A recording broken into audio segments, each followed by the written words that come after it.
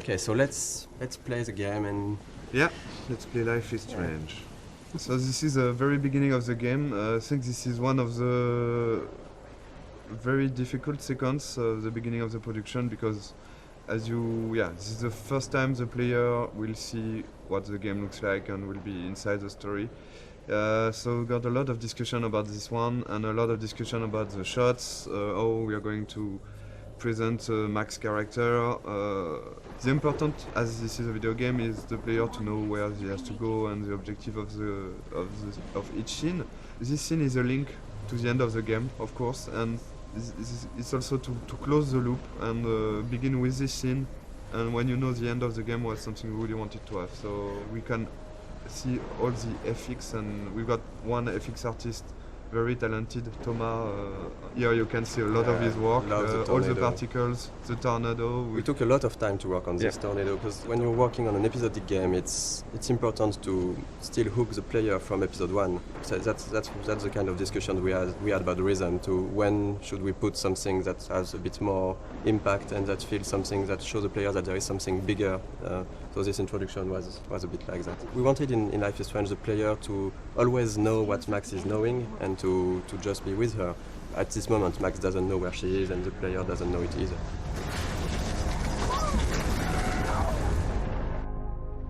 We're back to the high school, and which is one of the most important settings of the game, of course, the high school setting and the Blackwell Academy.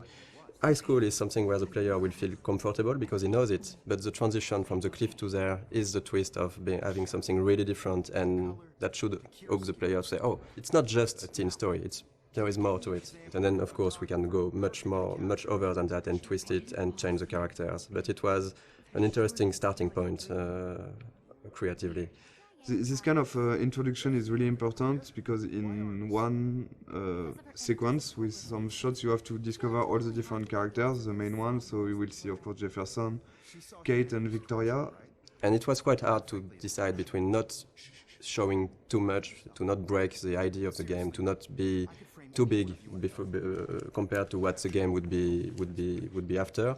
There is a lot of themes of big ideas on the game, and of course photography is one of it, because photography is still a way to look back to the past. It's linked to the theme of rewind and time manipulation and nostalgia, and that's one of the reasons why Max came back to Arcadia Bay to attend this photography class.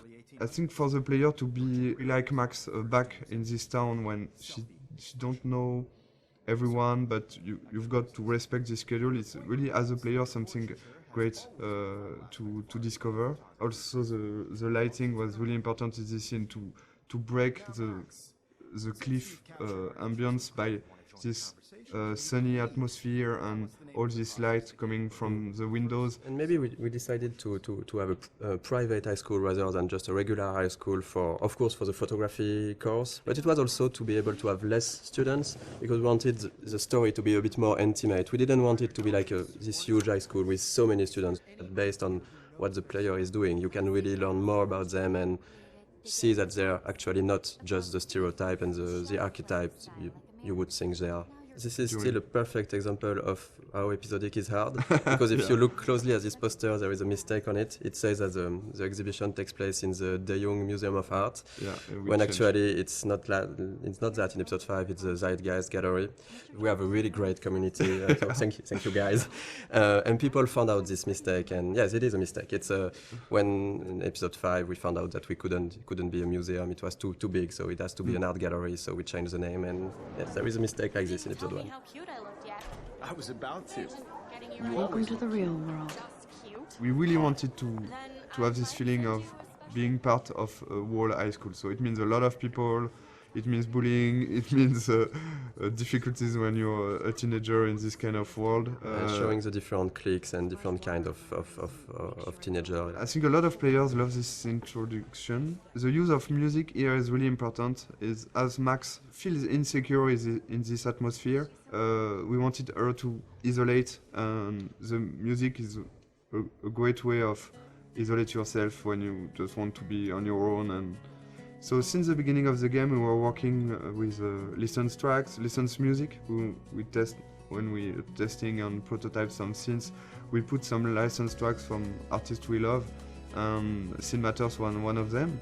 And when we ask Jonathan Morali, who is the lead of Sin Matters, if it's possible to use his music, he's a gamer, so it was really happy to have this new experience, and for us it's just incredible to work with him. And this kind of editing is really difficult to do, because you have to choose the important moment in a song and to choose the right images. Because our writer Jean-Luc has written many scenes built around music. The edit is based on the music. It's not the other way.